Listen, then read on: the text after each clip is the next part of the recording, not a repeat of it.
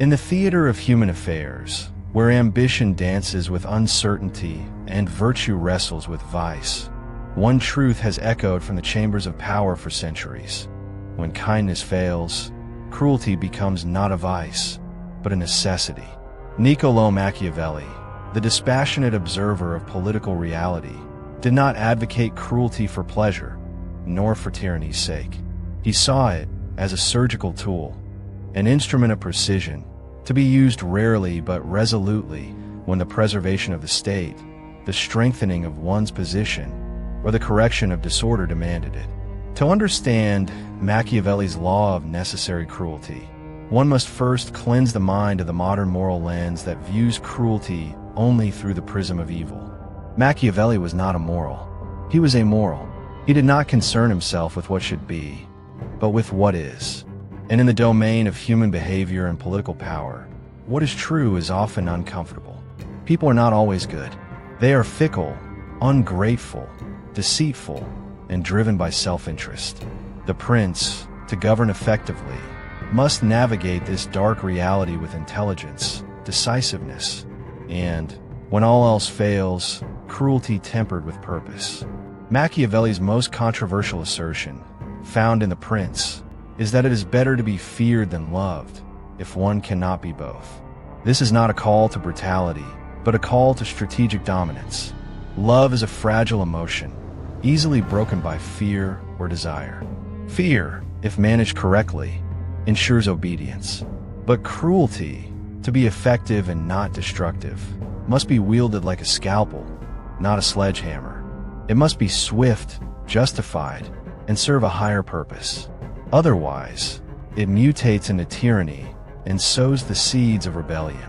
Consider the story of Cesare Borgia, a ruler whom Machiavelli admired for his ruthless pragmatism.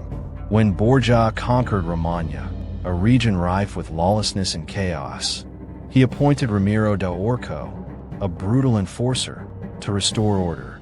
Da Orco executed thieves, punished corruption, and instilled fear.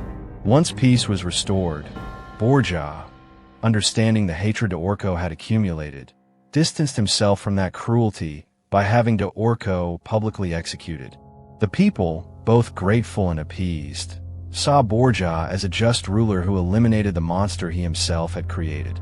This act, though cold and calculated, was a masterstroke of Machiavellian cruelty, efficient, necessary, and ultimately beneficial for the greater good.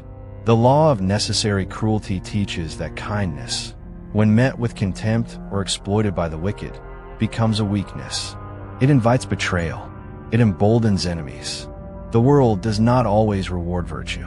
Often, it tests it to destruction.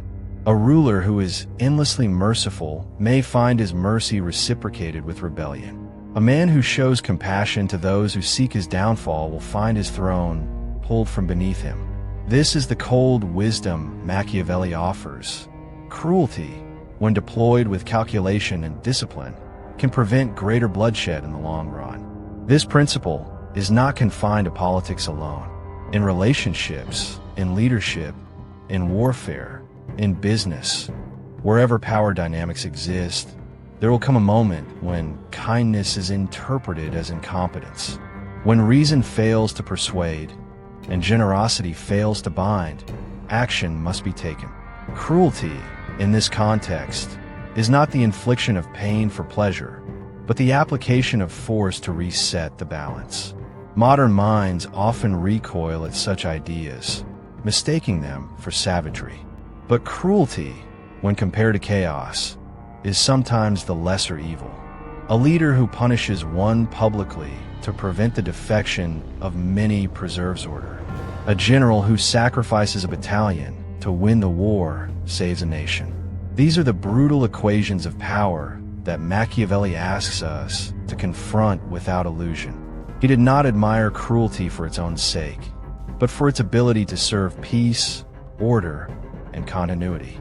One must understand the timing of cruelty. It must come early in one's reign, in a single blow, so that the memory fades and the benefits endure. Repeated cruelty destroys legitimacy. Timid cruelty breeds contempt. Random cruelty incites revolt. but a cruelty that is necessary, clear in purpose, and followed by benevolence, becomes wisdom. This aligns with Machiavelli's deeper assertion that appearances matter more than reality. A prince may be cruel behind closed doors, but appear just and merciful in public. If the ends are peace, prosperity, and stability, then the means, however severe, are justified. This is not moral philosophy. It is political realism. Machiavelli is not interested in saving your soul. He is interested in saving your kingdom. The cruelty Machiavelli advocates is not chaos. It is order imposed upon disorder. It is the flame that cauterizes the wound. It is the winter that preserves the tree. To refrain from it when necessary is to betray one's duty. A ruler who fails to be cruel when needed invites destruction. He sacrifices the many for the sake of the few. The Machiavellian prince must also know whom to be cruel to. The masses must be spared whenever possible. The disloyal, the corrupt, the traitorous, they are the rightful targets. Their removal is not vengeance. It is a purification. It sends a message. It tells the people that the ruler is both protector and executioner, a lion to his enemies and a fox among deceivers. Power is a paradox.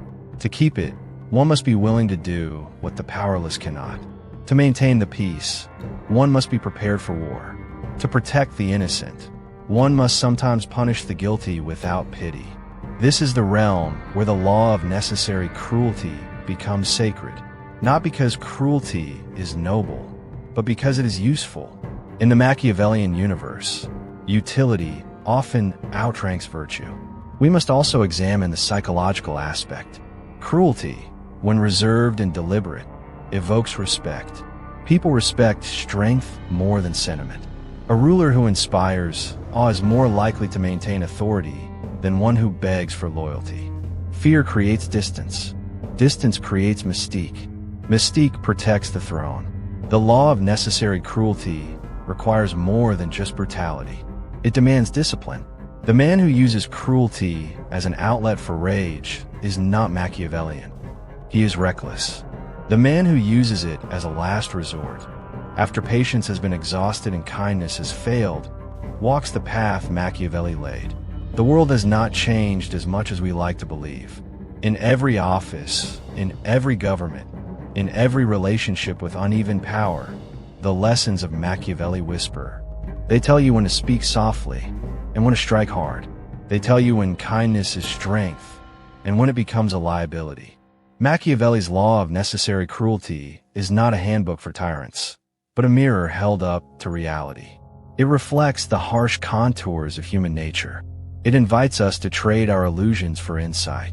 And in doing so, it grants us the power to endure, to rise, and to rule when others fall. Remember this: when kindness fails, when your gestures of goodwill are spat upon, when mercy invites mockery, you must stop playing the lamb and awaken the wolf.